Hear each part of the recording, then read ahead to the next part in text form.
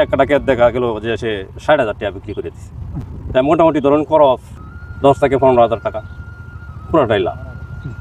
তখন মাথা চিন্তা গেল যে আমি আগে টমেটো চাষে জড়িত ছিলাম, অনেক জমি টমেটো চাষ করতাম।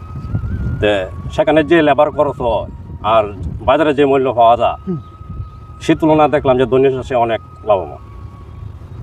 সেই চিন্তা ভাবনা করে দৈনিক চাষের দিকে আগাইছি। কত বছর আগে আপনি শুরু করছেন ধনেপাতা চাষটা? ধরেন 10 বছর আগে থেকে। আচ্ছা, প্রথম কতটুকু জায়গাতে আপনি শুরু করছেন? প্রথম আপনি 30 শতক জমির মধ্যে করছিলাম। আর এই বছর আপনি বর্তমানে কতটুকু জায়গাতে আপনি ধনেপাতা চাষ করছেন? বর্তমানে আমার এখন 17 কাঠা জমি আছে। কেউ যদি 33% জায়গায় ধনেপাতা চাষ করে তাহলে এখানে কত টাকা খরচ হতে পারে? ধরুন 45 থেকে 50,000 টাকার মতো খরচ হবে। খরচ।